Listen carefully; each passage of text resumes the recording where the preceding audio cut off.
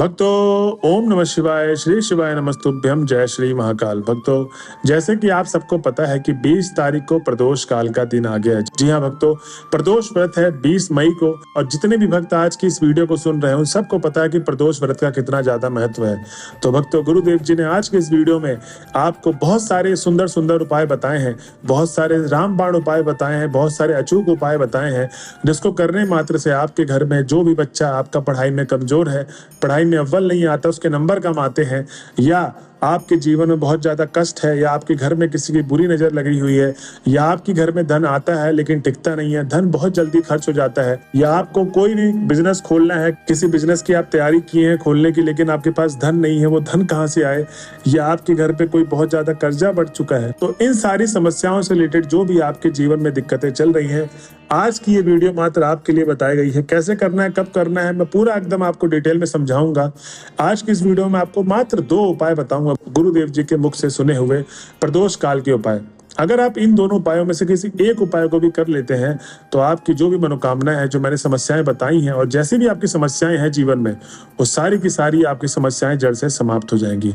तो भक्तों, जो सबसे पहले वाला उपाय है वो है किसका? वो है बेल के कांटे वाला उपाय। जी हाँ भक्तों, जो भी भक्त करेंगे उनको बस करना यही है कि जो भी मैं उपाय बता रहा हूँ उसको लिख ले, और जैसे जैसे मैं आपको बताऊंगा वैसे वैसे करना है। तो चलिए चलते हैं उपाय की तरफ और जानते हैं गुरुदेव जी ने क्या बताया है। और उपाय शुरू करने से पहले जो भी भक्त आज हमारे चैनल में पहली बार आए हैं और मेरी आवाज पहली बार सुन रहे हैं तो चैनल कर ले सब्सक्राइब और बेल नोटिफिकेशन को ऑन कर ले, जिससे गुरुदेव जी की आने वाली अपकमिंग वीडियोस आपको मिलती रहे। तो भक्तों, सबसे पहले तो गुरुदेव जी बोलते हैं परसों के दिन मतलब 20 मई को आपको करना क्या है? प्रदोष काल के दिन सुबह के समय मतलब ब्रह्म मुहूर्त के समय आपको स्नान करना है। जितनी भी माताएं इस दिन व्रत रहती हैं तो उनको स्नान करने के बाद, और जो व्रत नहीं भी रहती वो भी उपाय को करेंगी, ठीक। उनको स्नान करने के बाद आपको सुबह 5 बजे के आसपास आपको शिव जी के मंदिर पे चले जाना है।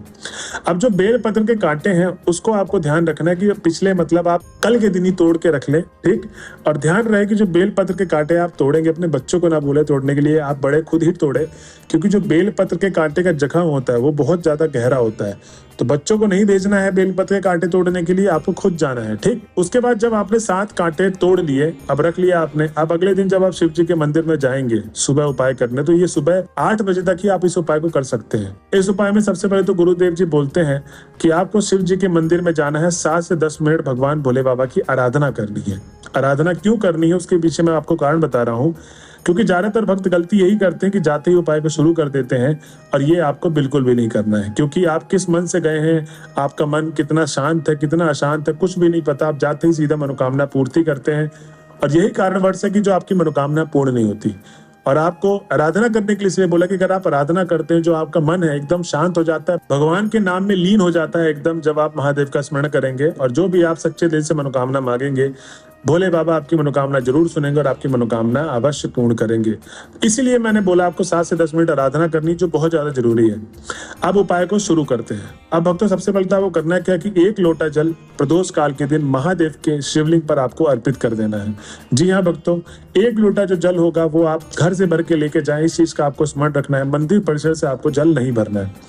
अब जब 1 लोटा जल अब आपने समर्पित कर दिया तो जो 7 कांटे दिए थे आपने, वो 7 कांटे शिवलिंग के आपको सबसे ऊपर वाले भाग पे रख देना है। और अब आप जब 7 कांटे रखेंगे तो उनको यही बोलना है कि हे भगवान, हे भोले बाबा, हे देवादिदेव महादेव, आज मैं आपके समक्ष आया हूँ या आई हूँ। जो मेरे घर पे इतनी सारी दिक्कतें हैं, समस्याएं हैं, घर में किसी की बुरी नजर लगी है, या मेरे घर में जो धन है वो टिकता ही नहीं है, ऐसा लगता है कि धन आता है लेकिन चला कहाँ जाता है, और कर्जा ज्यादा बढ़ गया है, ये सारी की सारी आपको समस्याएं बोलनी है। और आपको उसके बाद ये बोल देना है कि जो भी मेरे जीवन में कांटे के रूप में बने हुए हैं, कृपया करके आप उन्हें हटा दें। उसके बाद आपको अपनी मनोकामना बोल देनी है, जो भी आपकी मनोकामना है कल के उपाय को लेके वो अपनी मनोकामना बोल देनी है, और उसके बाद आपको अपने घर की तरफ चले जाना है। भक्तों, गुरुदेव जी कहते हैं कि जो भी भक्त मेरे बताए गए ये 7 कांटे वाला उपाय इस तरीके से कर लेता है, उसके जीवन में जितनी भी रुकावटें आती हैं, उनके जीवन काल में जो भी काम शुरू करते हैं वो कभी भी रुकावटें आएंगी नहीं। आपके जीवन से भोले बाबा सारी कांटे हटा देगा आपके रास्ते से, और आप हमेशा आगे जाने के लिए प्रेरित होंगे, क्योंकि भोले बाबा का आशीर्वाद आपके साथ है। तो भक्तों, ये था पहला उपाय जो गुरुदेव जी कहते हैं। अब हम चलते हैं अपने अगले उपाय की तरफ, जो है 11 आम के पत्तों का उपाय। जी हाँ भक्तों, गुरुदेव जी कहते हैं कि इसमें आपको करना क्या है कि जैसे आपने देखा होगा कहीं पर पूजा आरती अर्चना होती है तो वहां पर कलश स्थापना होती है। तो कलश स्थापना में सबसे ज्यादा जरूरी क्या होता है? आम के टेरी का। अब आपको करना यही है कि 2 से 3 टेरी तोड़ना है आम की। आम के पत्ते इस समय नए आए हुए हैं क्योंकि गर्मी के मौसम में आम फरते हैं, तो नए पत्ते भी आपको मिल जाएंगे। तो ध्यान रहे कि कहीं से ये पत्ता कटे पीटे खंडित ना हो, आपको एकदम नए और ताजे पत्ते चाहिए। ठीक, आपने 2 से 3 टेरी तोड़ लिया। अब आपको सीधा घर चले जाना है उन पत्तों को लेके। और सबसे पहले तो आपको करना यह है कि प्रदोष काल के दिन ये व्रत करना है, और सुबह 6 से 8 बजे के बीच में और शाम को 6 से 8 के बीच में इस उपाय को कभी भी कर सकते हैं। ये टाइम लिख लें आप। अब भक्तों, जब आप आम की टेरी तोड़ के ले आए तो उसमें से 11 आम की पत्ती को अलग कर लें। अब जब 11 आम की पत्ती आपने अलग कर ली तो हम 11 आम की पत्ती को एक के ऊपर एक के ऊपर एक के ऊपर एक रखना है। जैसे बिल्डिंग बना लेते हैं तो ऐसी बंडल बना लेना है आपको 11 आम की पत्तियों का। ठीक, और 11 आम की पत्ती को आपको कच्चे सूत से बांध लेना है। जी हाँ भक्तों, जो कच्चा धागा होता है, कच्चा सूत होता है, उससे आपको बांध लेना है 11 आम की पत्ती को। और उसके बाद आपने देखा होगा कि जो टेरी से जुड़ा हुआ भाग होता है, मतलब आम के पत्ती का जो दूसरा भाग होता है वो खत्म होने वाला होता है, मतलब पत्ते का एंड होता है। ठीक, जो पत्ते का शुरू वाला भाग होता है जहां टेरी से जुड़ा हुआ होता है, उस लकड़ी वाले भाग को 11 के 11 आम के पत्ते को जो कच्चे सूत से बांधे हुए हैं, आपको करना यही है कि थोड़ा सा शहद निकालें, जो मैंने आपको शहद की डिब्बी बोली थी। और शहद निकालने के बाद आपको वो जो लकड़ी वाला भाग होता है 11 आम के पत्तियों में, उस वाले भाग को पूरे के पूरे 11 के 11 के पत्ते को आपको उस शहद में भिगोना है। अब जब आपने शहद में भिगो दिया, उसके बाद सीधा चले जाएं आप शिव जी के मंदिर पे। अब जब आप शिव जी के मंदिर में पहुंच गए तो मैं वही पहले वाले उपाय में जैसे आपको बताया था कि 7 से 10 मिनट भगवान भोले बाबा की आराधना करनी है, उसके बाद ही उपाय को शुरू करना है। तो अब आपको 7 से 10 मिनट आराधना करते करते आपको महादेव का स्मरण करते करते आपको क्या करना है, उपाय को शुरू कर देना। जब 7 से 10 मिनट हो गए, अब सबसे पहले तो आपको 1 लोटा जल भगवान भोले बाबा पे समर्पित करना है। 1 लोटा जल देने का तरीका यही है कि आपने देखा होगा जैसे झरना बहता है, जैसे नदी बहती है एक ही स्पीड में, एक ही लय में, वैसे ही आपको 1 लोटा जल भी समर्पित करना है भोले बाबा के शिवलिंग पर, एक ही स्पीड में, एक ही लय बनाते बनाते। और जब आप पूरे जल को समर्पित कर देंगे तब तक आप श्री शिवाय नमस्तुभ्यम का जाप करते रहें। किनका? श्री शिवाय नमस्तुभ्यम का।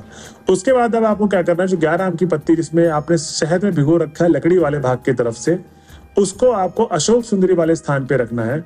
और आपके जीवन में जो भी समस्याएं हैं, धन से रिलेटेड, कर्जा से रिलेटेड, आपके बच्चे के कैरियर से रिलेटेड जो भी समस्याएं हैं, वो सारी की सारी समस्याएं बोल देनी है। और भक्तों, गुरुदेव जी कहते हैं कि जो मनोकामना प्राप्ति का उपाय है, जो मेरे बताए गए उपाय को इस तरीके से कर लेता है, वो सारी की सारी उसकी जो समस्याएं जड़ से समाप्त होंगी। और वो अशोक सुंदरी वाले स्थान पे आम के पत्ते को वहीं पर छोड़ दे, अपनी मनोकामना बोल के, और अपने घर की तरफ चले आए। तो भक्तों, गुरुदेव जी कहते हैं कि जो भी भक्त मेरे बताए गए उपाय को इस तरीके से करता है, उसकी जो भी मनोकामना है, जैसी भी मनोकामना, वो सारी की सारी मनोकामना भोले बाबा उसकी अवश्य पूर्ण करेंगे। तो भक्तों, जो भी अभी तक वीडियो में लास्ट तक बने हुए हैं, तो कमेंट में श्री शिवाय नमस्तुभ्यम लिखना ना भूले। मिलते हैं अगले वीडियो में, जब तक के लिए बने रहे हमारे चैनल में। हर हर महादेव।